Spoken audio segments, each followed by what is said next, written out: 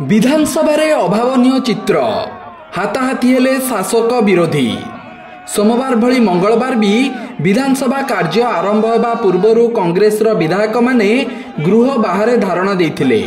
पर से माने गृह मध्यभाग को आसी राज्य में महिला निर्यातना और अत्याचार करा जाउथिबा और आईन श्रृंखला विपर्यस्त थिबार अभियोग आनी होहल्ला करथिले। सेपटे बीजेडी विधायक माने बीजेपी वरिष्ठ विधायक जयनारायण मिश्र मंतव्य को नहीं विधानसभा हट्टगोल करथिले। गृह रे किंतु प्रबल हट्टगोल हेबा परे भी प्रश्नकाल आज जारी रहिथिला।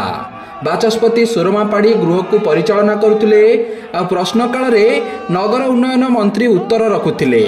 एही समय रे बीजेपी विधायक जयनारायण मिश्र और कांग्रेस विधायक तारा प्रसाद बाहिनीपति हाथाहाथी होइथिले।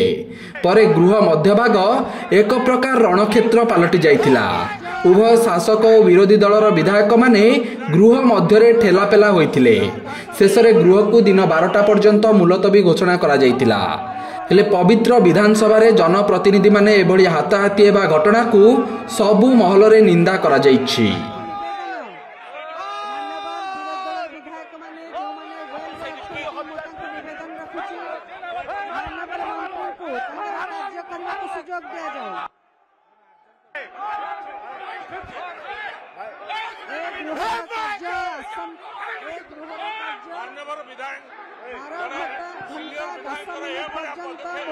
रहिला।